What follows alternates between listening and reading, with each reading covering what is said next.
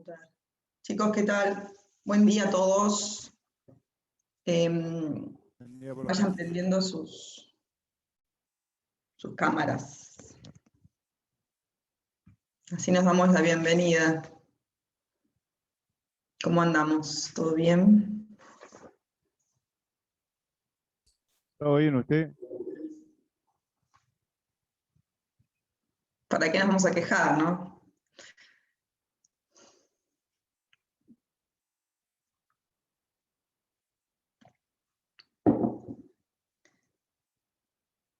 Profe, ¿qué unidad nos toca hoy con usted? ¿Qué unidad nos toca hoy con usted? Para que ¿Cómo? vamos a ir, Matías, ¿qué unidad vamos a ir viendo hoy? ¿qué vamos a ir viendo? La unidad 10. Vamos a hablar del juicio. ¿Se acuerdan que empezamos la clase anterior con capacidad y los principios básicos rectores en materia de restricción de capacidad? Bueno, hoy nos vamos a referir ya al proceso de determinación de capacidad de una persona. ¿Sí? Sí, profe.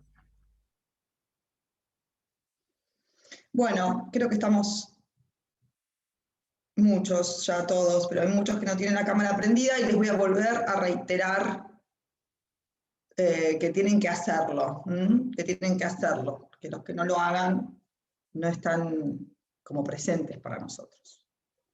Bueno, gracias, los que están haciéndolo. Bueno, ¿se acuerdan que en la clase anterior hicimos un análisis legislativo de la evolución de nuestra legislación y del gran cambio de paradigma en materia de determinación de la capacidad de una persona? Y para eso hicimos un recorrido desde el Código de Vélez, pasando por la Convención Internacional, la Ley de Salud Mental y el actual Código Civil. Bueno, nos vamos a referir hoy ya a puntos más concretos, saliendo de esos principios básicos rectores fundamentales que van a ver que nutren todo el régimen procedimental.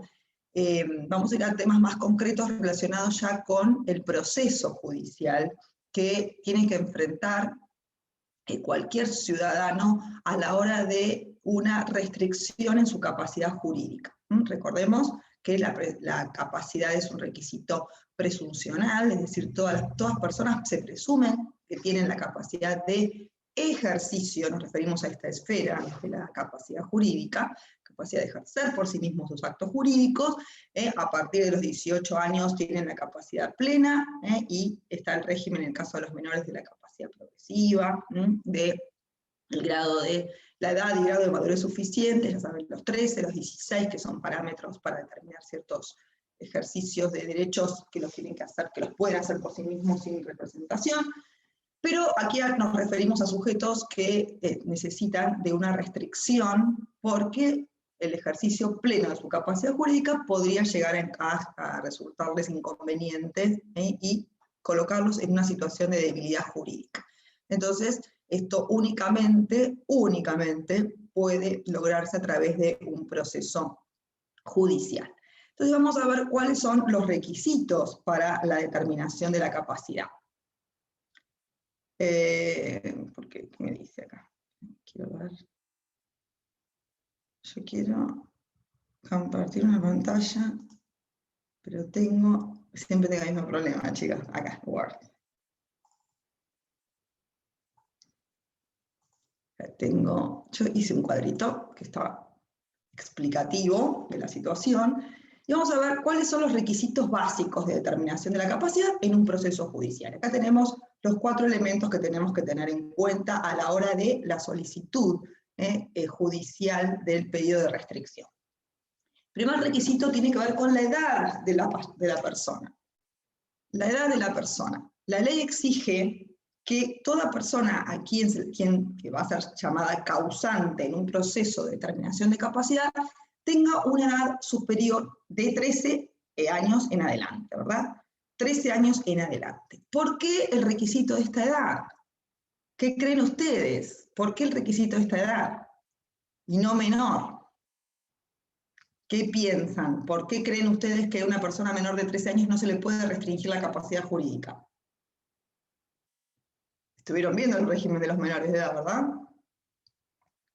Me gustaría escucharles a ver qué deducen, por qué la ley exige la edad de 13 años en adelante. Y porque todavía no tiene capacidad de discernir ni de... No tiene mucho, no tiene todavía muchos derechos para ejercer, no sé cómo explicarlo, pero... Va a ver, venías bien, en realidad cuando hablabas de discernimiento, más que de derechos para ejercerlos. Derechos para ejercerlos sí los va a tener. ¿Quién te dice que tiene una herencia millonaria? ¿Quién te dice que a tan corta edad, mira los hijos de Ricardo Ford, que tuvieron que hacer cargo de una empresa, de las acciones de su padre? O sea que no es una cuestión relativa a derechos en sí, en la esfera del goce, ¿no? del disfrute, sino más bien del ejercicio. Pero ¿sabes qué pasa? Los menores de 13 años ya son incapaces. No nos olvidemos de ese estatus. Ellos ya tienen, debido a la edad, un régimen de discapacidad jurídica que es la minoridad. A partir de los 13 años, de los artículos 26, esto tiene como relación con los artículos 25 y 26 del Código, que hace referencia justamente a la progresividad de derechos en la esfera extrapatrimonial en cuanto a la disposición de su propio cuerpo, en cuanto a la posibilidad de ejercer derechos personalísimos. Bien, en esa esfera, a partir de los 13 años, sí tienen un reconocimiento de derechos, pero menos de, digamos, en una edad inferior a los 13 años ya están sometidos a un régimen de representación por la responsabilidad parental o, en su caso, la designación de algún tutor judicial a falta de padres. En consecuencia, no tiene sentido someterlos a este régimen de determinación de capacidad jurídica. Bien, lo importante es ver que a partir de los 13 ya van a tener reconocimiento legal para ejercer derechos por sí mismos en la esfera extrapatrimonial, insisto, pero que pueden tener incidencia y ser perjudiciales de su persona, y por ende, si tienen los demás requisitos que ahora vamos a ver, estarían dentro de esta posible determinación y restricción de su capacidad jurídica. ¿Bien? Entonces el primer requisito es la edad, para pensar en la posibilidad de que se abra un proceso de determinación de capacidad. El segundo de los requisitos tiene que ver con la legitimación, es decir, ¿quiénes son las personas legitimadas para solicitar una declaración de capacidad? Es importante tener en cuenta que ya desde el Código de Vélez y toda la legislación posterior, impide que de oficio un juez actúe en materia de restricción de capacidad jurídica. Siempre debe ser a pedido de los legitimados, aquellos a los que la ley les otorga la facultad para solicitarlo, que no es cualquier persona, es decir, no es cualquier persona que quizás lo conozca al sujeto afectado, al causante, le decimos, así lo llamamos técnicamente, al sujeto cuya capacidad va a ser determinada en un proceso judicial o restringida. Siempre tiene que ser una persona a la que la ley la dota de facultades a tal fin. Quizás la persona la conozca, sea amigo, sea vecino, pero la ley no le da esa facultad. Bien, vamos a ver quiénes son los legitimados, y están enunciados en el artículo 33 del Código Civil, y vamos a ver la novedad que introduce el Código. La primera novedad tiene que ver con la legitimación del propio interesado, es decir, la persona por sí misma puede considerarse afectada, puede tener, digamos, la determinación para requerir su propia restricción de capacidad jurídica. ¿Bien? Antes no estaba, en el código anterior, no estaba indicado de forma expresa, no obstante, la jurisprudencia y la doctrina entendían que se lo debía habilitar, y bueno, existía, digamos, casos en los cuales el mismo interesado podía solicitarlo, pero no estaba en forma expresa determinado por la ley. Bien, lógicamente, como vimos en la clase anterior, todos los principios jurídicos que nutren la materia de determinación de capacidad se centran en el respeto de los derechos humanos del causante, y lógicamente tener en cuenta el primer derecho humano, que es poder requerir o pedir la apertura de la jurisdicción para determinar su capacidad, es lógico y coherente con todos estos principios rectores, ¿sí? Entonces la determinación, el reconocimiento de la legitimación por sí mismo. Después tenemos a las personas, a los convivientes, ¿no? En la pareja del causante, cónyuge no separado de hecho, y el conviviente mientras la convivencia no haya cesado, por supuesto cónyuge con el rol de esposo o esposa, ¿sí? Por supuesto dentro de la institución matrimonial, pero no obstante esta falta de regularización matrimonial también se le reconoce al conviviente de la pareja, pero mientras que convivan. Aquí lo que la ley quiere resguardar, sobre todo en los casos de relaciones de pareja, es que no implique esa presentación judicial una especie de desquite, de despecho, de actuación motivada por venganza o algún tipo de sentimiento nocivo derivado de una relación que por supuesto pueda llegar a tener una ruptura o lo que fuera, por la causa que fuere. Entonces la ley le pone un límite a la actuación del cónyuge o conviviente que tiene que ver con el mantenimiento de esa unión convivencial o esa unión matrimonial, ¿no? Entonces, no separado de hecho, mientras que no haya separación, ni siquiera se requiere el divorcio. Sabemos hoy día que no necesariamente los matrimonios culminan por un divorcio, ¿no? Separación de hecho, ya cuando uno se va a vivir a un lado, otro se va a vivir a otro, sin que haya ninguna anotación registral de esa situación, ya impide al cónyuge la legitimación para solicitar, para requerir el procedimiento, la apertura del procedimiento de determinación de capacidad. Y lo mismo ocurre con el conviviente que no tiene una relación matrimonial registrada, ¿no? Es importante este límite a la actuación de la pareja, de una persona. Saber que continúa ese afecto, ese vínculo, que siempre tiene que ser en pos del beneficio, de lograr el mejor interés para la persona cuya capacidad se va a restringir a través del proceso. También están legitimados los parientes, las personas que tengan una relación filiatoria con el causante, pero siempre con un límite también, porque por supuesto los parientes lejanos, los parientes alejados en cuanto al vínculo parental, implica quizás más alejamiento en cuanto al vínculo afectivo. Entonces la ley presume esta situación y corta la cadena de legitimados a los más cercanos, tiene que ver entonces dentro del cuarto grado, cuando el parentesco es por afinidad, dentro del cuarto grado, ascendiente, descendiente, y hasta el segundo cuando es cuando el parentesco es por afinidad, ¿no? ¿Cómo se llama? Perdón, consanguinidad cuarto y afinidad segundo, ¿sí? Cuando es por afinidad se corta, digamos, a los suegros, a los cuñados, ese límite sería porque también cuanto más lejano sea el vínculo parental por determinación de la ley, implica también quizás menor frecuencia de trato, menor interés vinculatorio, y por ende la ley presume una lejanía en esta función de legitimación. Por eso lo corta a cierto grado, ¿sí? Pero a veces queda como desamparada ciertas situaciones porque hay muchos casos en los cuales en realidad el sujeto afectado en su capacidad tiene más frecuencia de trato con amigos, con vecinos, que con los propios parientes, ¿no? Y fíjense que la ley en realidad los estaría excluyendo. Ocurre mucho a veces en casos de gente de avanzada edad que, digamos, encuentra afecciones en su salud mental debido a enfermedades como el Alzheimer o demencia senil u otras patologías que afectan su psiquis, su sistema nervioso central y obviamente generan dificultades de trato cotidiano, y esas personas muchas viven solas en edificios, con vecinos que la conocen, que quizás no le tienen afecto, pero la conocen y ven en el diario su afección y su limitación. Y quizás la familia la tiene ahí quizás abandonada, o no abandonada en términos literales, pero sí alejada de su vida cotidiana por una cuestión de comodidad. Eso se ve lamentablemente en forma muy habitual en nuestra sociedad, tiene que ver quizás con con ciertas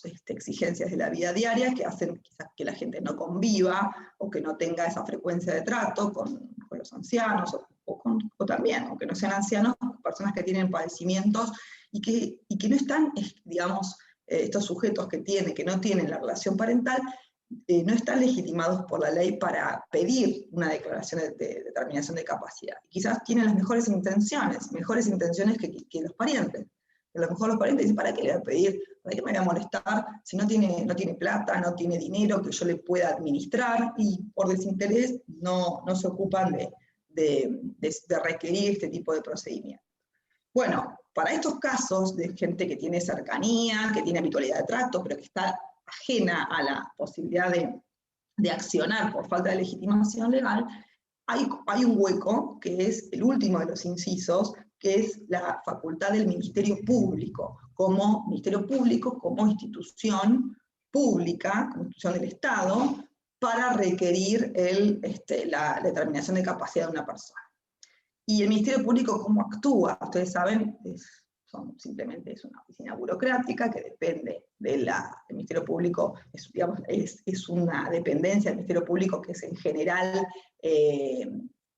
el ministerio que se ocupa de esto es la asesoría de incapaces, de menores e incapaces, parte del Ministerio Público Fiscal, y por supuesto no tiene conocimiento directo de todos los casos en los cuales pueda requerirse su actividad. Bien, obviamente estamos hablando de personas que conocen por amistad, por vecindad, por conocimiento a través de terceros, la patología, la necesidad de protección de algún sujeto, y pueden ser los que se acerquen al Ministerio Público para arbitrar los medios necesarios para la actuación del Ministerio Público. Es decir, no lo harían en forma directa, pero a través de la denuncia en el Ministerio Público y el pedido concreto con la prueba básica que habilite esta petición, el Ministerio puede actuar. Esto ocurre mucho en el caso de como les decía recién, se ve mucho en Mar del Plata, en el caso de los consorcios que actúan a través de justamente del Ministerio Público, porque puede existir dentro del edificio, ustedes saben, digamos, situaciones de convivencia nocivas, no siempre porque sean nocivas, quizás por un interés positivo, por pensar en la persona en sí y en su situación particular, pero también ocurre que a veces el ejercicio pleno de la capacidad de esa persona puede tener injerencias negativas en la vida consorcial. Entonces, en esos casos se da mucho que el pedido se hace a través del Ministerio Público. Porque el Ministerio Público no es que conozca, digamos, en forma directa, tenga posibilidad de conocer todos los casos que ameriten un pedido de declaración de capacidad. Lo va a tener que hacer a través de quien haga una denuncia conociendo el caso concreto. Pueden ser los del consorcio, pueden ser los amigos o parientes que no están legitimados según el artículo 33. Bueno, vemos entonces estos dos requisitos, en primer lugar, que se exigen para un proceso de determinación de capacidad. Vamos al tercer requisito, que es clave, que tiene que ver con un padecimiento concreto en el sujeto, en su psiquis, para que se habilite un pedido de esta naturaleza. No importa la edad, no importa la legitimación, sino estamos ante un caso concreto que lo amerite. Entonces, el requisito básico y elemental para la procedencia de este tipo de procesos tiene que ver con la enfermedad mental o adicción que padezca este sujeto, y que justamente tenga incidencia, esto se une al cuarto requisito, incidencia en su capacidad personal y social. No toda enfermedad o adicción o padecimiento psíquico, psiquiátrico o de naturaleza que fuere, en realidad habilitaría este tipo de procesos. No necesariamente. Muchísimos, el campo de la salud mental ha recibido un avance científico muy elocuente a través de los años y con tratamientos, fármacos y tratamientos en muchos casos de análisis o de terapias alternativas han logrado evitar, digamos, las consecuencias de la enfermedad, quizás no siempre curarlas, pero sí evitar las consecuencias que hagan a la exteriorización o a los efectos nocivos que esa enfermedad pueda producir. Por eso, acá tenemos dos requisitos muy importantes, que son el tercero y el cuarto, que tienen que ver con la existencia de una patología concreta, o bien una adicción, ¿no? Una dependencia del sujeto a alguna actividad que le resulte nociva. Lógicamente, cuando hablamos de adicción, hablamos de una dependencia a algún acto o alguna sustancia, no siempre lo pensamos en las sustancias, pero también puede ser alguna actividad, como la ludopatía, el juego, ¿no? Que haga que el sujeto tenga una dependencia tal a esa, digamos, que de alguna forma domine su voluntad, domine su espíritu y no la pueda controlar. Entonces, estas situaciones concretas tienen que tener dos grandes condimentos o características, y es que tienen que ser graves, tienen que ser de gravedad. Eso también lo el juez evalúa, porque quizás tiene una leve inclinación a ciertos actos, o tiene una leve patología determinada, muy tenue, que digamos que no es muy perjudicial.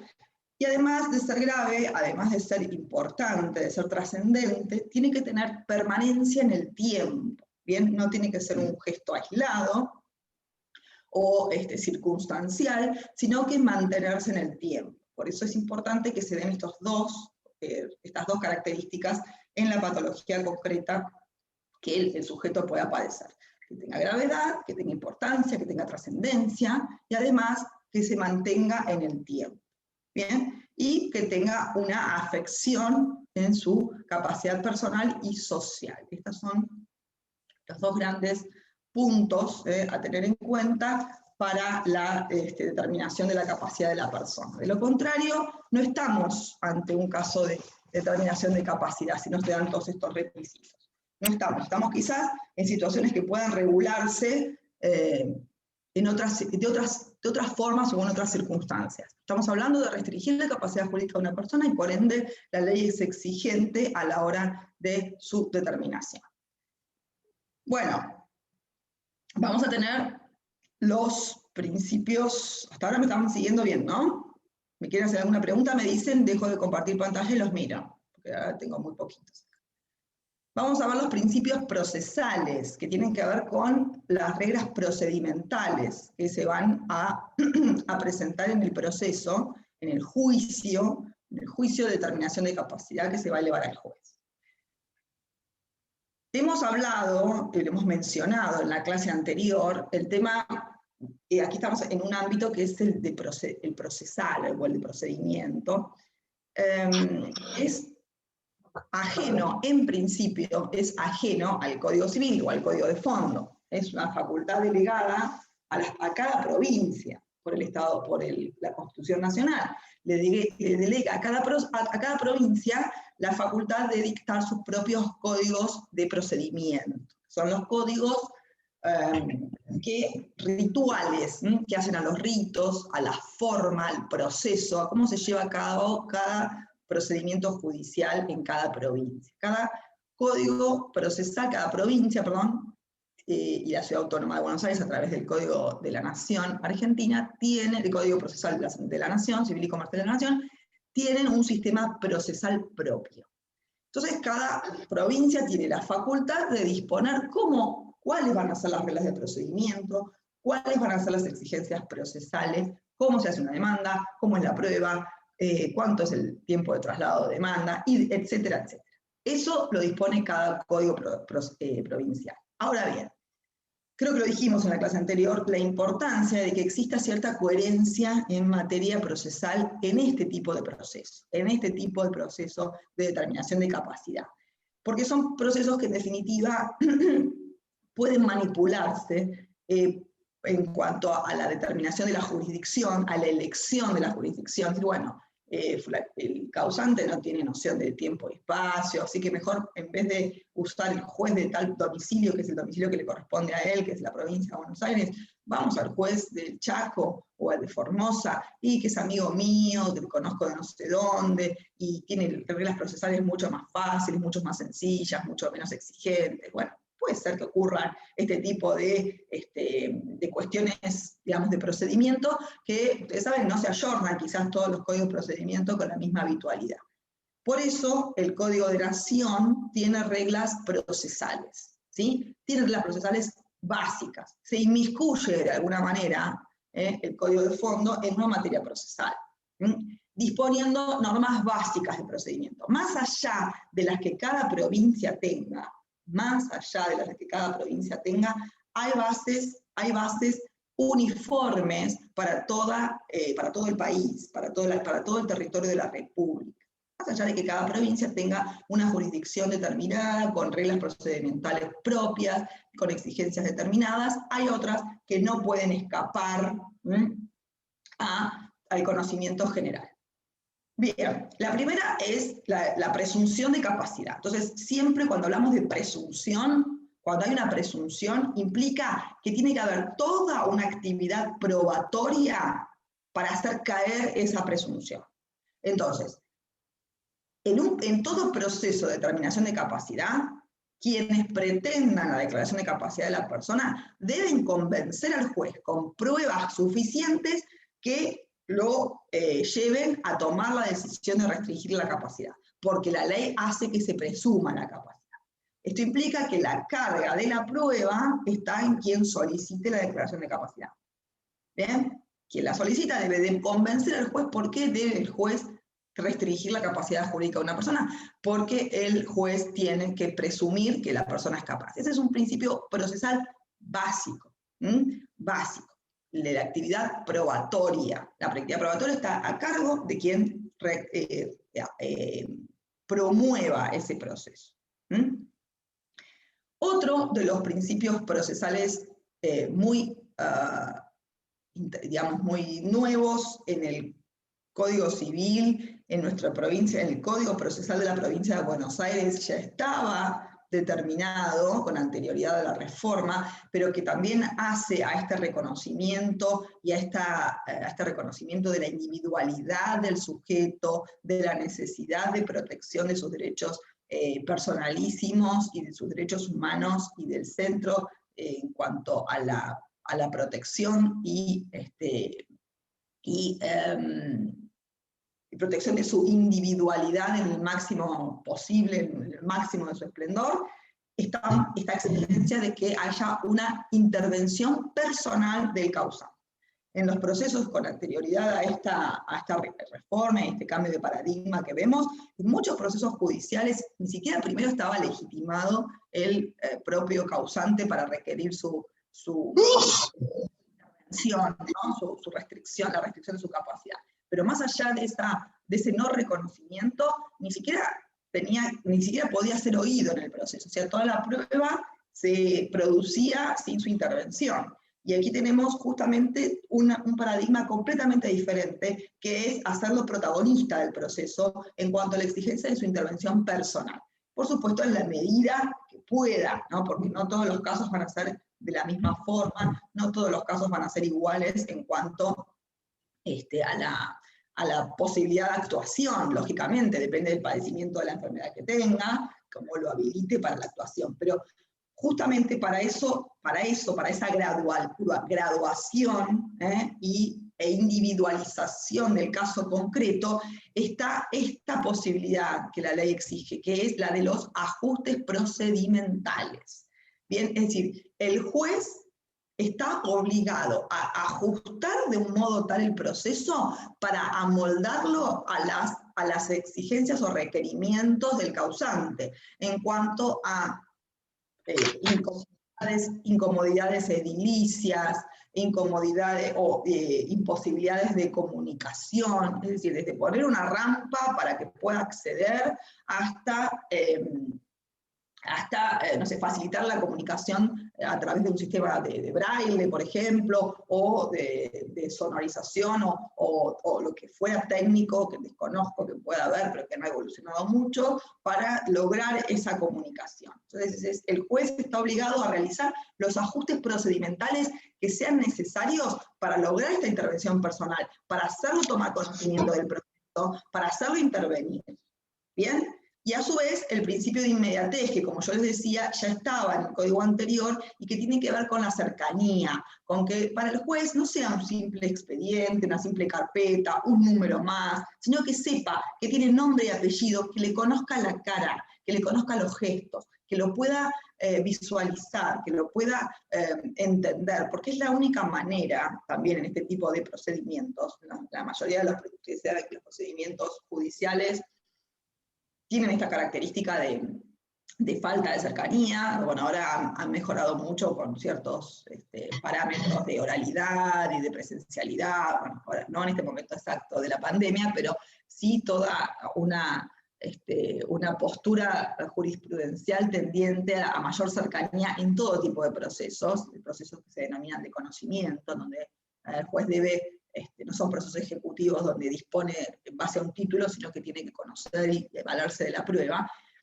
Pero en todos los procesos en general está la idea de lograr cierto entendimiento personal, de conocer a las partes, de escuchar los problemas, de ser un poco más presente para que se entiende que es la mejor forma de resolver.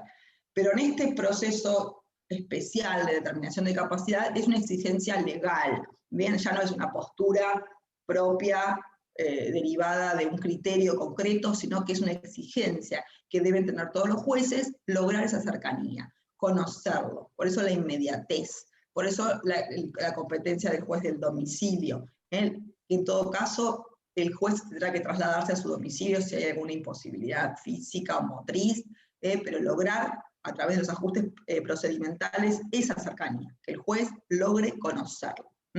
Y por eso ya les decía que el Código de la Provincia de Buenos Aires tenía previsto, antes de esta reforma inclusive, la entrevista personal. Siempre el juez, antes de dictar sentencia, que restrinja la capacidad de una persona, en el código anterior se hablaba de demencia, de declaración de demencia directamente, era como más tajante, ¿se acuerdan que lo vimos esto?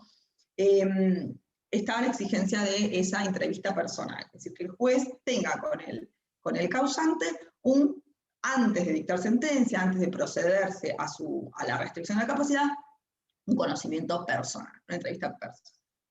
Bien, bueno, vamos al tercer requisito que tiene que ver con la prueba. Dijimos que la actividad probatoria era fundamental porque había que convencer al juez de que una persona tenía o tiene una limitación en su facultad cognitiva, en su psiquis, en sus gestos, en sus actos, en su conducta, que habilita o amerita una restricción porque del libre ejercicio quizás pueda perjudicarse. Hay que lograr convencer al juez de eso y a través de la prueba, que es la única manera. Bueno, también vimos la clase anterior este nuevo requisito, que también dista o es diferente al anterior, al dispuesto por el código anterior, que era la pericia psiquiátrica.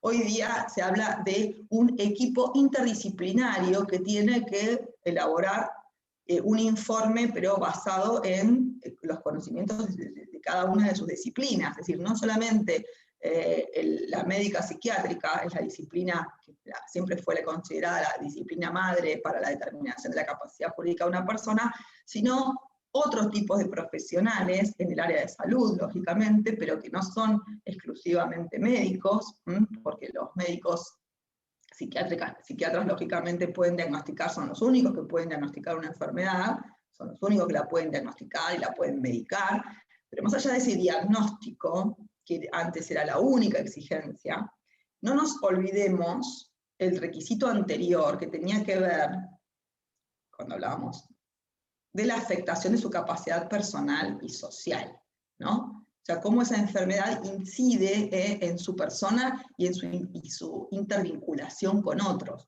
Y esa determinación no solamente la puede hacer un psiquiatra o la tiene que hacer un psiquiatra. Por eso hay otros sujetos, hay otros profesionales que en el día a día trabajan en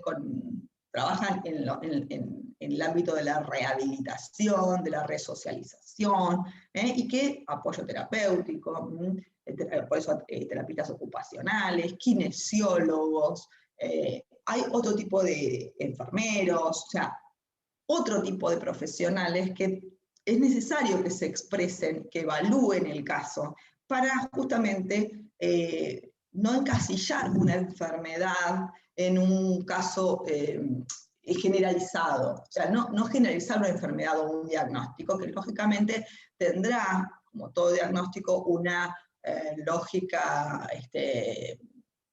situación de particularidad, digamos, de generalidad, mejor dicho, que se presenta en todos los casos, pero que en un caso concreto puede ser diferente, o puede afectar de modo diferente. Entonces, es importante que se analice el caso concreto a través de otros profesionales, no solamente de médicos psiquiatras, ¿no? Y todos estos profesionales en este equipo que se formará para la evaluación de una persona, aportarán su diagnóstico, su dictamen, que en definitiva será analizado a posteriori por el juez para lograr la convicción de que merece o no merece la restricción. Además, no nos olvidemos cuál es la consecuencia de la restricción de la capacidad. La restricción de la capacidad, no nos olvidemos que lleva, en principio, a la determinación de un apoyo, o sea, la figura del apoyo, que es la que va a sostener, justamente a apuntalar la voluntad del causante en esas falencias que pueda tener. Entonces, este equipo interdisciplinario quizás es el más idóneo en los distintos componentes, los distintos profesionales que intervengan, para decir en qué área de su vida cotidiana va a requerir de esa asistencia, de ese apoyo, de ese sostén, de ese sujeto que complemente su voluntad, que lo ayude a expresar su voluntad, a conocer sus deseos, a conocer sus inquietudes para luego manifestarse. Entonces, en el área, digamos, no solamente de determinación de cuál es la patología concreta que sufre, sino del modo de solucionar esas falencias que le pueda provocar la patología, es decir, a través de la designación de los apoyos, este equipo interdisciplinario es fundamental. Todos los profesionales que puedan intervenir en dar su consejo, su opinión y su dictamen son valorables y el juez en ellos debe basar su opinión final. ¿Sí? Bien, ¿alguna pregunta por ahora, chicos? ¿Estamos bien? Y no nos olvidemos que todo tiene que ver, la intervención personal del causante también va a tener que ver con esto. ¿Por qué? Porque dijimos, interviene personalmente, va a ser oído, pero esta intervención personal le da derecho a tener su propio abogado, su propia representación dentro del proceso y analizar toda esta prueba. Toda esta prueba que se produzca para la determinación de su capacidad va a ser analizada por el propio causante, quién la puede impugnar, quién puede pedir explicaciones, quién puede requerir nuevas pericias, ofrecer pruebas diferentes, o sea, que es parte, más allá de que lo haya pedido él, siempre va a ser parte en el proceso. Si lo pide él, lógicamente, si él es el que pide su determinación de capacidad, no va a tener contraparte, no va a tener contra quién discutir, solamente demostrarle al juez, mire, señor juez, yo tengo esta limitación, necesitaría ayuda, considero o soy consciente de que no tengo, que mi capacidad jurídica debería ser restringida, eso sería fácil, pero no es el caso más habitual. El caso más habitual es que lo pidan terceros y no el propio causante. Entonces, cuando no lo pide... Profesora, sí. Yo tengo una duda.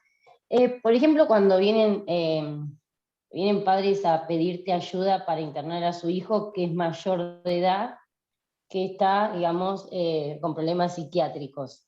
Y cuando nosotros le decimos, por ejemplo, en la comisaría, que nosotros eso no lo hacemos, que vaya al juez de familia, el juez de familia lo que nos manda es un oficio.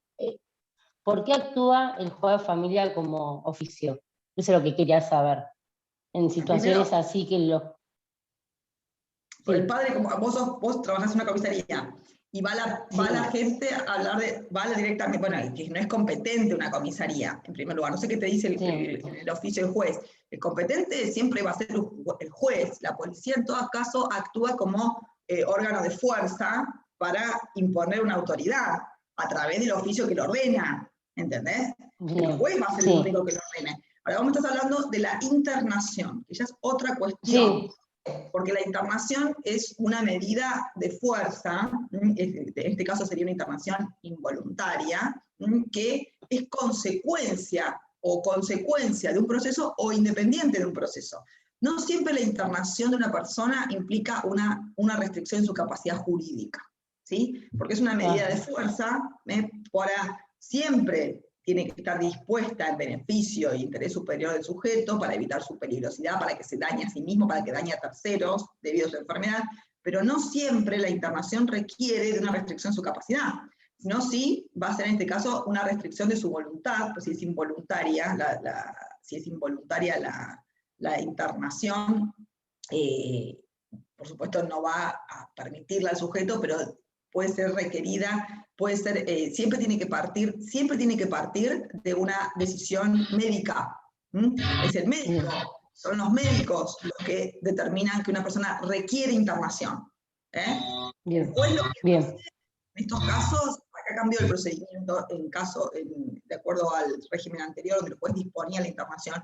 El juez no dispone la internación, sino que controla, la disponen los médicos son los que requieren de esa internación, son los que determinan que una persona debe ser internada. Pero el juez lo que hace es controlar que se haga, ahí sí se abre un proceso, dentro de los 10 días que se recibe a una persona internada involuntariamente, tiene que abrirse un proceso en el cual el juez controle que no se restrinjan los derechos innecesariamente, que no se prolongue más allá de lo necesario dicha internación, donde se coloque un abogado defensor al internado para hacer velar por sus derechos humanos, para que no se realicen técnicas inadecuadas, etc. Pero ahí es donde interviene, no sé qué tipo de oficio recibís vos. El oficio es una orden del juez, que el juez te da. Bien, el juez lo puede hacer en un juicio de determinación de capacidad o en un juicio de internación. Bien, a veces la internación obviamente requiere la restricción de capacidad, porque es una medida que puede ser aislada, urgente, no necesariamente habla de la capacidad, porque la internación es un impedimento a la movilidad, ¿no? A la libertad ambulatoria del sujeto para someterlo a un tratamiento, médico. Si no, no se habilita la internación. La internación nunca puede ser a los fines de castigar a una persona. Eso es una acción, no una internación. La internación siempre tiene que ser a los fines de brindarle una actividad terapéutica al sujeto afectado. Pero si se niega a hacerlo, es el médico el que tiene que decir que la situación amerita la internación, y siempre como último recurso terapéutico.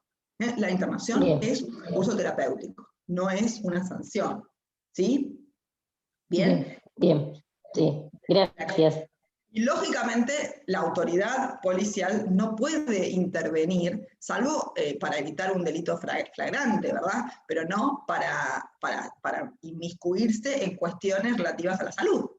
¿Sí? Entonces, si viene una orden judicial que diga, bueno, apoyo policial para forzar esta decisión, ahí es donde interviene la policía, si no, no. ¿Sí? Bien, gracias. No, de nada. Bueno, siempre buenas son las intervenciones y las preguntas. Una pregunta. Dime. Digamos, en un caso, porque yo vi un caso acá en la Argentina, acá en Mar del Plata. Una señora, cuando yo llegué acá, una señora de un hotel, ella tenía, pues era como un hotel como de paso, y entonces ella como que le rentaba a personas que tenían como problemas de capacidad. Y yo veía que ella, o sea, una persona de esas como, pues yo diría que ella debería ser penalizada, porque ella utilizaba esas personas, pero para beneficio de ella, para quitarles dinero, por decir. Una explotación, estás hablando. Sí, ella tenía un joven que supuestamente tenía, o los dos, era uno muy joven y otro no tan joven. Y a uno le decía al papá que ella estaba pendiente, pues como del caso del muchacho, y le sacaba plata al papá del muchacho para darle los medicamentos, que le estaba dando los medicamentos, y el muchacho estaba haciendo lo que él quería. O sea, prácticamente le estaba sacando la plata al papá. Y al otro joven, supuestamente lo llevaba a todas partes, que estaba pendiente, pero era para quitarle, porque tenía mucho dinero, para quitarle plata. Entonces llegó una persona de esas, ¿quién la controla a ella? Bueno, no, se está cometiendo un delito penal, la explotación de personas, el sometimiento a esclavitud, ya es otra área esa. Pero quien internaba, vos en este caso no era un lugar de internación, era un hospedaje donde tenía otro tipo de vinculación. Estamos hablando, por supuesto que hay películas, ¿no? de centros psiquiátricos en los cuales las personas son sometidas no a explotación, pues no siempre se puede, pero sí, no, porque no siempre lo da la situación concreta de cada uno, pero sí a tenerlos atontados todo el día o sometidos a prácticas humanas, bueno, eso ha ocurrido y por eso la legislación ha cambiado tanto y ha evolucionado tanto en esta materia, para no permitir, digamos, que la persona que tenga un problema de salud mental sea considerada prácticamente un estorbo en la sociedad, así era determinado anteriormente, y todo lo contrario, se respete sus derechos humanos y se considere a todos los impedimentos como vallas para el desarrollo de su personalidad jurídica, y justamente la ley lo que tiende es a que a través de los apoyos que se les designen, se sorteen esas vallas, esos impedimentos, y logre expresarse la persona de mejor manera. Esa es la idea central del ordenamiento. Siempre va a haber delincuentes, o siempre va a haber personas soeces en cuanto a sus intencionalidades malignas, bueno, eso se escapa. Estamos hablando acá de cómo la legislación debe operar, justamente tener principios más concretos dirigidos a esta protección y no al entendimiento del sujeto como un estorbo o como una molestia para la familia o para la sociedad, que en definitiva una ley, que si bien no lo decía expresamente, obviamente no, la ley no decía de esa forma, al no tener parámetros concretos llevaba a esa situación, porque dejaba la voluntad a merced de un sujeto, digamos, de un sujeto afectado, dejaba la voluntad a merced del representante para que hiciese con él lo que quisiera. Entonces, al fijarse parámetros más concretos y la figura del apoyo, en vez del representante, en vez del curador, sigue el curador como una última opción en casos muy excepcionales, que es el último supuesto del artículo 32 del Código Civil, que habla de un desentendimiento total con el entorno, de personas que no puedan tener ningún tipo de forma de comunicación porque están en un estado de total aislamiento de su mente con el entorno, por el padecimiento, estados vegetativos. Hay muchas enfermedades que lamentablemente lo tienen a la persona como imposibilitado completamente de expresarse. En esos supuestos nada más está habilitado el curador o el representante para que actúe supliendo completamente la voluntad del causante, del afectado o del restringido en su capacidad. En los demás supuestos, o sea, que sería el caso de incapacidad, el último de los supuestos, ¿no? El del último párrafo del artículo 32. Cuando la persona tiene un total desentendimiento con su entorno, es el supuesto donde se puede permitir la declaración de la designación de un curador. Fíjense lo que dice. Por excepción, dice la ley, cuando la persona se encuentre absolutamente imposibilitada de interaccionar con su entorno y expresar su voluntad por cualquier modo, medio o formato adecuado, y el sistema de apoyo resulta ineficaz, el juez puede declarar la incapacidad y designar un curador. Es muy clara la ley. Único supuesto en el juez lo declara incapaz. No le restringe la capacidad como estamos viendo ahora. Directamente es incapaz. Pero ¿qué supuesto? Lo dice claramente, por excepción, y cuando la persona se encuentra absolutamente imposibilitada de interaccionar con su entorno y expresar su voluntad. Ahí se le designa un representante, un curador, que suple su voluntad, que no le pregunta lo que quiere, y hace lo que quiere con el sujeto incapaz. Por supuesto, siempre la ley lo ve en función de proteger, en función de evitar, de lograr mínimamente porque, no sé, ir a cobrarle la pensión, ir a pagar sus impuestos, ir a comprar la comida, algo para que siga viviendo, va a tener que ser pequeños actos jurídicos. Bueno, para eso está el representante en estos casos, no para someterlo a su voluntad de esclavitud. Eso nunca le va a permitir la ley, eso es un delito. O sea, lo que me estás diciendo ya es un supuesto que la ley lo regula en el Código Penal, no en el Código Civil. El Código Civil hablamos de otro tipo de restricción. ¿Sí? Bueno, medidas cautelares. Esta es otra de los principios procesales que dentro de un procedimiento judicial se pueden dictar. También esta es una posibilidad que ya estaba dentro del código anterior, la posibilidad ustedes saben que todo proceso de conocimiento tiene varias etapas, hasta llegar a la sentencia, que es la última de las etapas, y bueno, en todas esas etapas transcurre tiempo, ¿no? Hasta que se producen las pruebas, se hacen las pericias, se impugna, se ha traslado, se determinan las audiencias, etc. Todo ese tiempo que lleva el proceso hasta llegar a la sentencia puede quizás conspirar con el resultado final, que es, bueno, tenemos que restringir la capacidad porque este sujeto, de acuerdo a la situación que padece, si la siguiese ejerciendo de manera plena, se va a quedar sin patrimonio, se va a perjudicar, se puede llegar a endeudar innecesariamente, es decir, puede llegar a celebrar actos jurídicos que le resulten inconvenientes y que, como les decía, conspiren con la finalidad del proceso. La finalidad del proceso es lograr que la persona tenga un límite al ejercicio pleno de su capacidad para que los apoyos que se le designen apuntalen esa voluntad que puede verse afectada por la enfermedad que padece. Entonces, justamente las medidas cautelares lo que hacen es, antes de lograr la sentencia, tomar decisiones preventivas, pues son cautelares, son las cautelas significa que lo va a proteger, que van a ser provisorias, hasta que se dicte la sentencia definitiva, pero que en definitiva lo que buscan es evitar que la prolongación del proceso haga que no se tomen los recaudos previos a una sentencia y que se perjudique el sujeto con el ejercicio pleno de su voluntad. Las medidas cautelares más habituales en este tipo de proceso es la inhibición general de bienes, que el sujeto, digamos, cuya capacidad se va a determinar, no tenga libre disponibilidad de su patrimonio, es decir, tenga una inhibición, no pueda disponer libremente de su patrimonio, para evitar dilapidarlo, para evitar realizar actos que lo lleven a situaciones adversas o complejas para su vida cotidiana. Entonces, esas medidas se dictan en el curso del proceso. Por supuesto, es la más común, pero hay variados tipos de medidas que el juez puede dictar antes de la sentencia definitiva.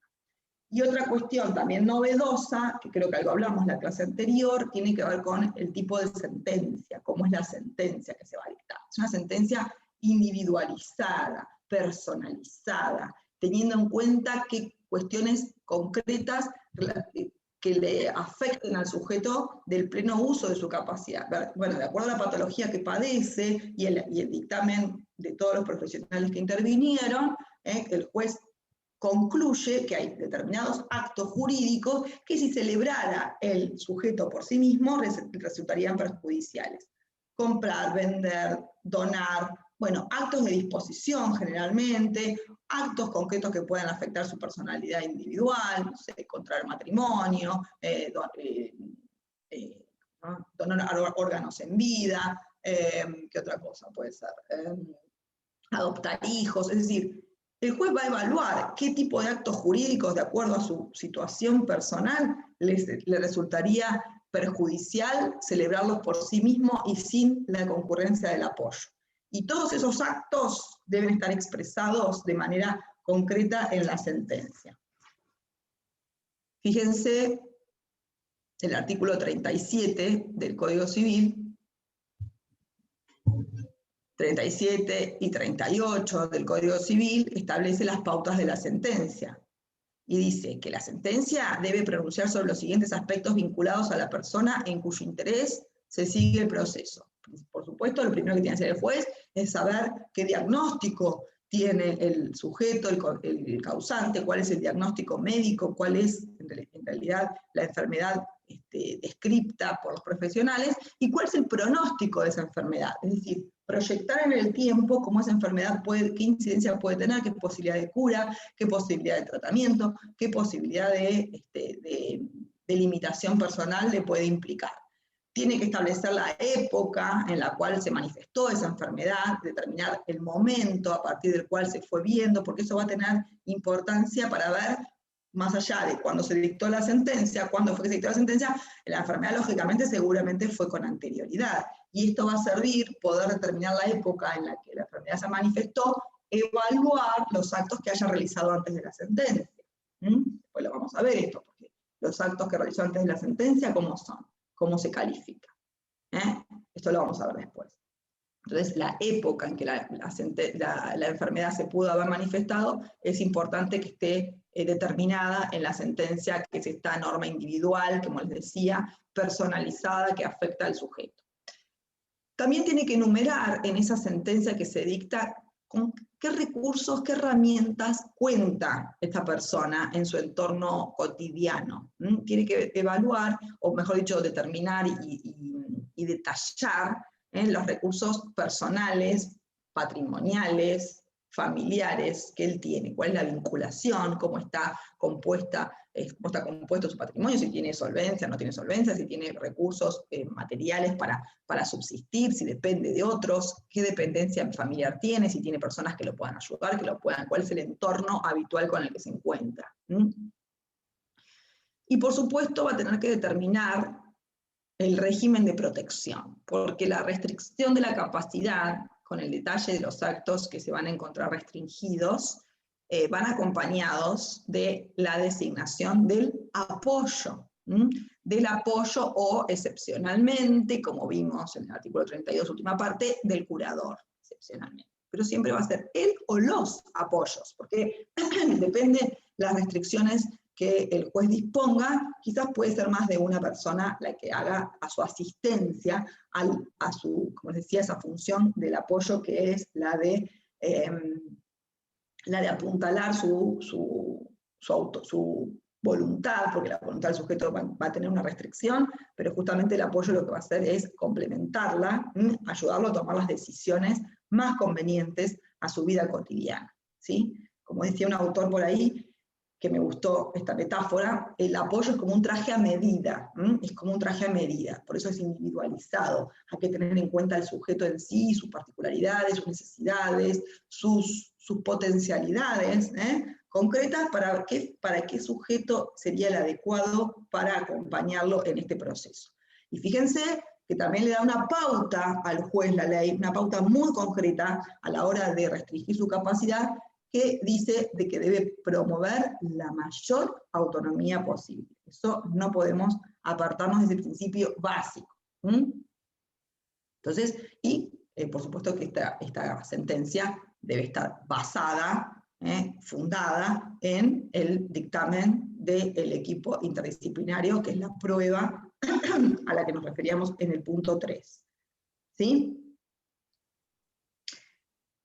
En el artículo siguiente, en el artículo 38, vemos el alcance de la sentencia, es decir, el alcance en cuanto a la proyección de la sentencia para la determinación de los actos jurídicos comprendidos dentro de la restricción. Por eso decimos que es una sentencia individualizada, muy personalizada, propia y exclusiva para el sujeto involucrado, y no es que tenga correspondencia con otros sucesos similares. Hay que analizar el caso concreto y hace al caso exclusivamente del sujeto afectado. Debe de determinar la extensión y alcance de la restricción y especificar las funciones y actos que se limitan, ¿bien? Procurando que la afectación de la autonomía personal sea la menor posible.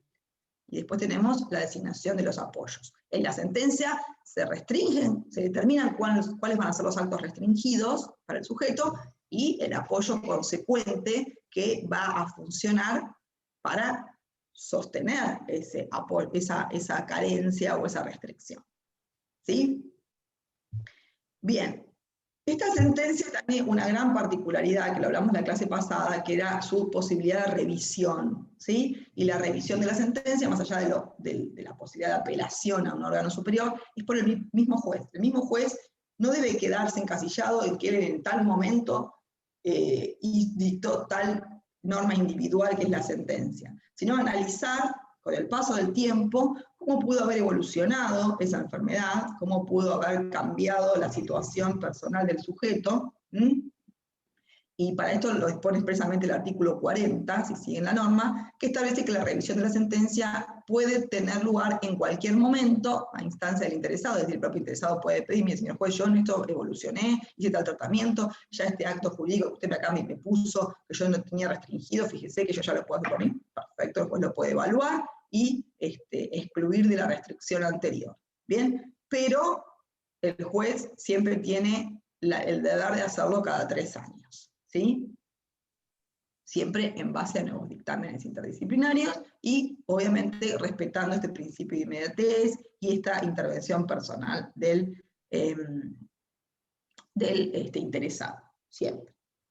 Bueno, y otra particularidad de la sentencia es que debe ser registrada en el registro público, que es el registro del Estado Civil y capacidad de las personas. Es decir, el juez dicta sentencia limitando la capacidad jurídica de una persona, y no hace falta que la persona esté con la sentencia en la mano todo el tiempo. Quizás todos los que quieran celebrar actos jurídicos con una persona, y los actos sobre todo de trascendencia económica, ameritan una consulta al registro público, que es el registro de Estado Civil y Capacidad de las Personas, donde figura justamente esta restricción a la capacidad, donde debe figurar la restricción de la capacidad. Y lo dice expresamente el artículo 39.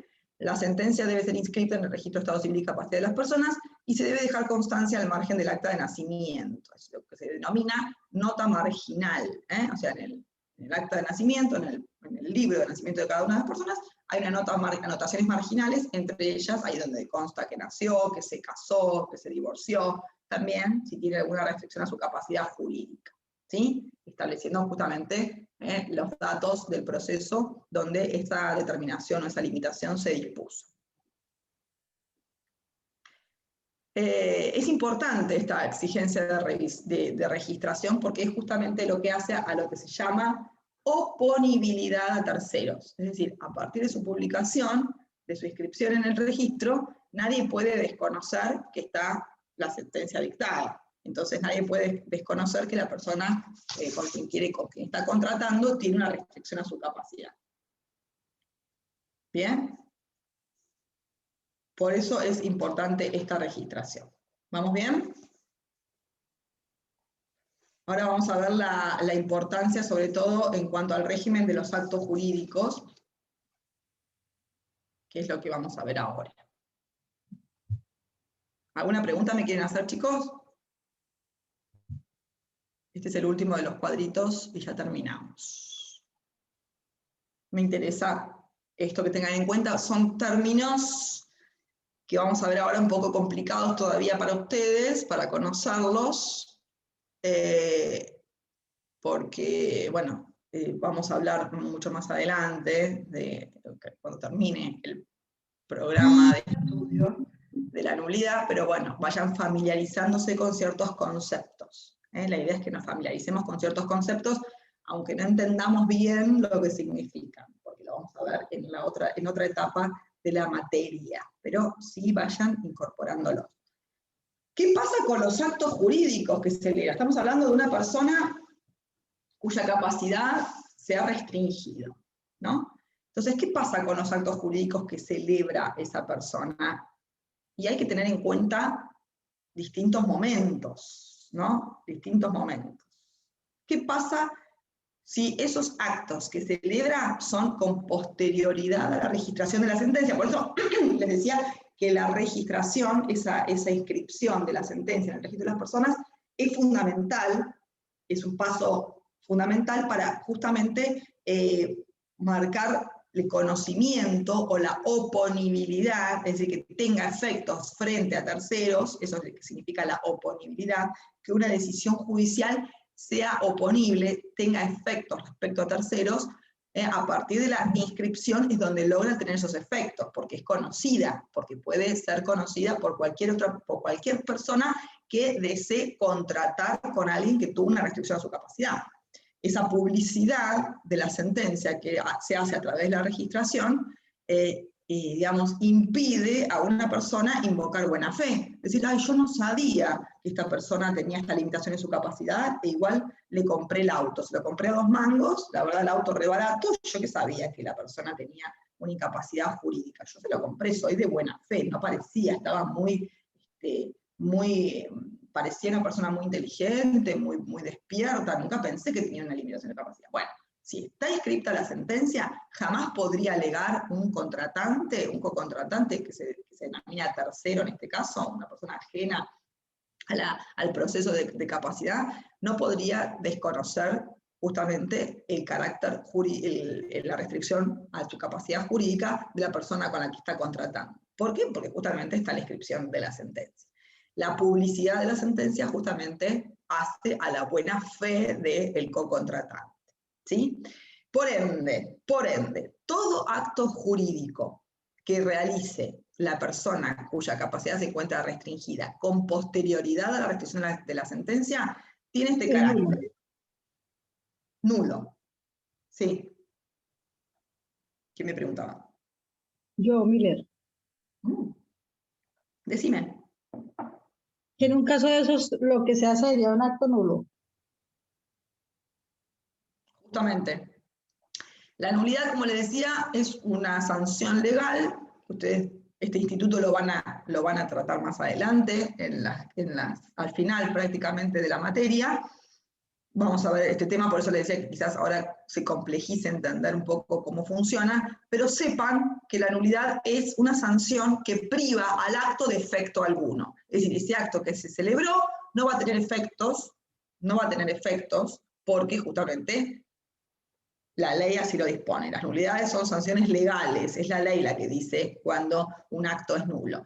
Bien, es nulidad relativa. La relatividad de la nulidad o la relatividad de la sanción tiene que ver con el alcance de la sanción. Si es más grave, va a ser absoluta. La relatividad implica que lo que se protege son cuestiones concretas que exceden al interés general o al orden público, sino al interés meramente particular, y por ende toda nulidad relativa es confirmable. Es decir, si el acto jurídico que celebró el incapaz, a pesar de ser nulo, porque la ley así lo dice, es conveniente, supónganse que el auto que vendió, lo vendió carísimo, perdón, lo vendió a un precio mucho mayor de lo que vale en el mercado. Es un acto que le conviene, más allá de que se trate de un acto realizado con una capacidad restringida.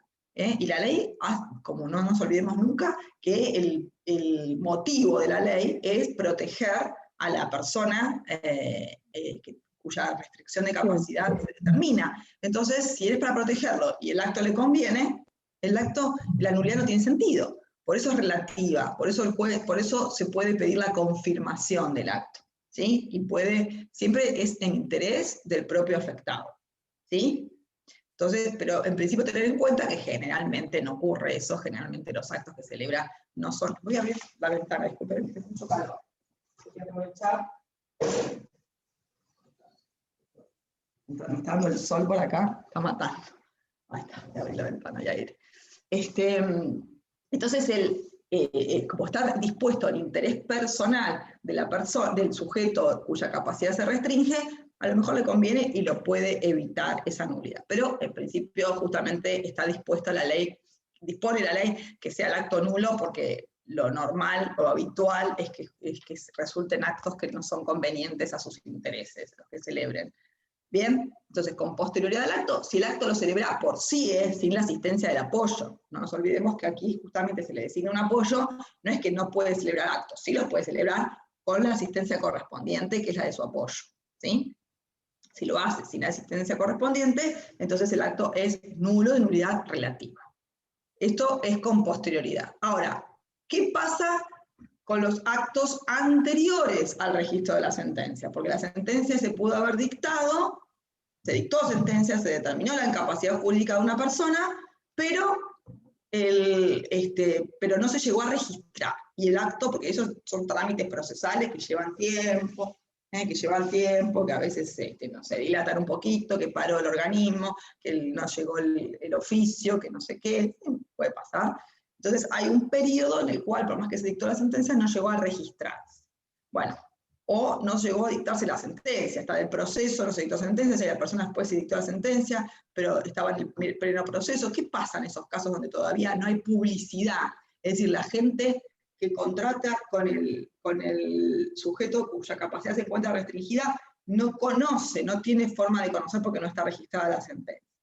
En estos casos hay que tener en cuenta dos cosas. Primero, o dos supuestos, mejor dicho, que el acto que el acto se cuestione estando en vida el causante, es decir, se cuestione o se juzgue la validez del acto estando en vida o luego de su fallecimiento.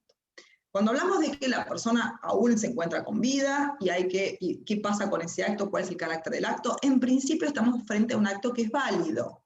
¿Bien? ¿Por qué? Es válido en principio porque siempre está la excepción, porque el sujeto no llegó o sea, porque lo celebró, pero no había conocimiento del cocontratante y por ende todavía la sentencia no es no es vinculante, digamos, no tiene efectos oponibles a terceros por falta de registración. Lo dice el artículo 45, no habla de validez, pero sí habla de la posibilidad, porque nos dice los actos anteriores a la inscripción de la sentencia pueden ser declarados nulos. Si pueden serlo, en principio son válidos. Esto implica que sí pueden ser impugnables. Sí pueden ser impugnables. Esto significa, impugnarlos implica poder declarar su nulidad, poder pedir su nulidad en diferentes casos. Cuando, por ejemplo, estamos ante un supuesto de enfermedad notoria, lo dice el artículo, el inciso A, enfermedad mental era ostensible a la época de celebración del acto. ¿Se acuerdan que dijimos que una de las cosas que tenía que contener la sentencia era establecer la época probable en que se manifestó la enfermedad? Bueno, justamente la época probable de manifestación de la enfermedad nos da un parámetro de momento en el cual el acto se haya celebrado. Se celebró justo dentro de ese momento que indica la sentencia, y era notoria, era ostensible, era visible, más allá de que no tuviese aún la sentencia inscripta, bueno, no puede alegar buena fe el cocontratante. Está bien, no tengo sentencia, pero tengo una elocuencia de que estoy contratando con una persona afectada mentalmente. Bien, esto tiene que ver con la mala fe. Bueno, también otro supuesto puede ser que no haya conocimiento, perdón, que no haya notoriedad de la enfermedad, pero sí conocimiento de que la persona tenía una enfermedad, estaba padeciendo una enfermedad mental. Qué sé yo, supónganse un empleado del juzgado donde se tramita el proceso de declaración de restricción de la capacidad. El empleado ve que tiene el proceso, que fulanito todavía no tiene la sentencia o no se registró, pero sabe que está dentro de un proceso. Entonces, por más que la enfermedad no sea notoria, sabe que está siendo parte de un proceso en el cual su capacidad se va a restringir, entonces no puede desconocer el hecho o la situación más allá de que no tenga una sentencia escrita. Hay mala fe. O personas que conviven con él, que saben, pero no tienen sentencia registrada. Quienes contratan son de mala fe. O sea, estos son dos supuestos en los cuales, lógicamente, se da la posibilidad de que se impugne ese acto jurídico. Y el último de los supuestos es la liberalidad, es decir, cuando se trata de un acto a título gratuito, es decir, el cocontratante no se perjudica en lo más mínimo si se anula el acto, porque era un título, era una liberalidad del presuntamente incapaz. Lo donó, se lo cedió, se lo regaló, le regaló algo, realizó un acto a título gratuito, nada puso de su patrimonio para obtener lo que obtuvo. En estos supuestos, el acto, a pesar de que la sentencia aún no se registró, pueden ser declarados nulos, ¿sí? Y luego tenemos que ver qué pasa si el acto pretende ser impugnado, todavía no se registró la sentencia, pero pretende ser impugnado luego de fallecido el causante. Ya dijimos que todo este sistema de protección, todo este sistema de restricción de capacidad es para protegerlo, ¿verdad? Entonces, en principio, ya no habría que protegerlo si falleció. Por ende, la solución lógica que ha dispuesto la norma es que estos actos sean inimpugnables. En principio, son inimpugnables. Pero sabemos que nuestro ordenamiento sí que son válidos. En principio son válidos si ya falleció. Y aunque no se requiera la sentencia. Ahora, tampoco nuestro ordenamiento avala situaciones, digamos, reprochables o actitudes indignas. Entonces, también tiene una actitud compasiva, digamos, frente a sucesos en los cuales sea reprochable la conducta de quien contrata, más allá de que haya fallecido el causante. Estos actos podrían llegar a declararse nulos si había una enfermedad notoria, elocuente, evidente al momento del acto, si estaba el proceso de determinación de capacidad en trámite, por ende, si estaba el proceso de capacidad en trámite, lógicamente se estaba viendo que el sujeto había ya necesitado de una limitación de su capacidad. Cuando se trataba de una liberalidad, es decir, de un acto a título gratuito, o hay mala fe del cocontratante. En estos casos también se puede declarar nulidad. Por supuesto, quienes van a pedir la nulidad, los herederos. Los herederos que van a haber afectado su patrimonio, entonces van a decir, no, mejor vamos a pedir la nulidad porque si no, se tiene que pagar esto, o tiene que entregar tal cosa producto del acto que celebró, nos vamos a perjudicar nosotros patrimonialmente. ¿Bien? Bueno, ¿Cómo vamos? ¿Bien? ¿Alguna duda han tenido de esta presentación, de esta clase, de este encuentro en relación al juicio de determinación de capacidad y las consecuencias? Todo bien. Los escucho. ¿Bien? Bueno. Hola, profe. Sí. ¿Cómo anda? ¿Todo bien? Muy bien. Decime, Matías.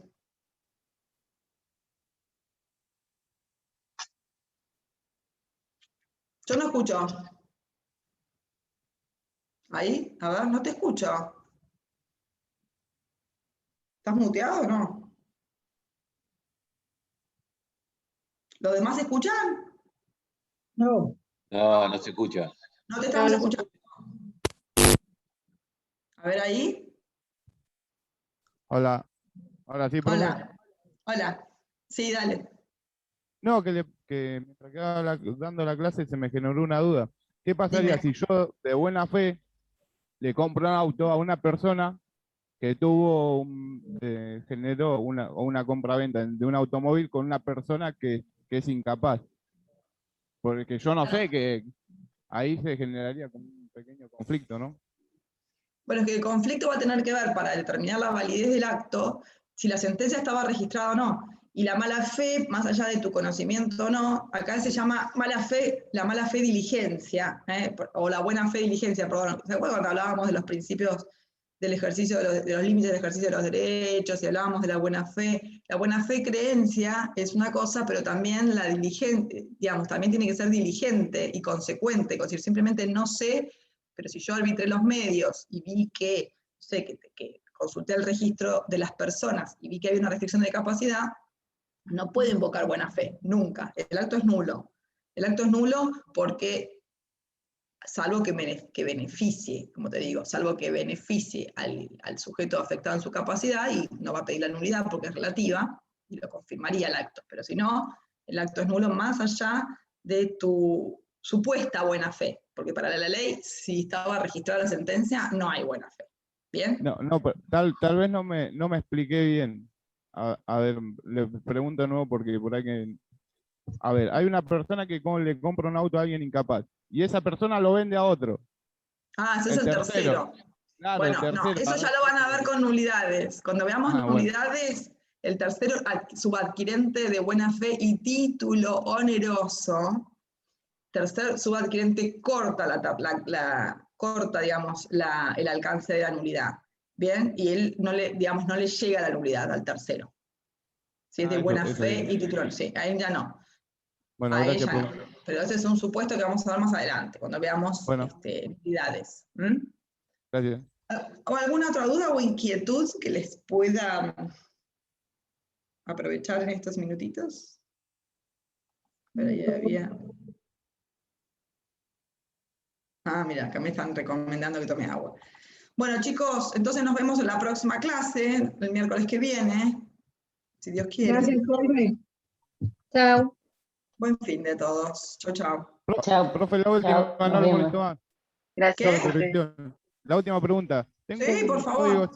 código civil comercial comentado por Sebastián Picasso y Marisa Herrera, puede ser, a ver si no me Herrera, equivoco. sí, Marisa Herrera, Sí, que más de Marisa Herrera familia. y Caramelo, Gustavo Caramelo. ¿Es recomendable tomar lectura? Todos. Yo apoyo a todos los juristas que se han tomado el trabajo de escribir y han sido editados, así que... Yo porque los vi que están en el Código Civil y Comercial, trabajaron. Dice que donde está la parte de los profesores docentes que Sí, ayudaron Marisa Herrera y crear el Pizarro código, trabajaron. esos dos estaban, por eso. Bueno, gracias. Eso no. Bueno, chicos, nos vemos. Chao, profe. Chao, chao.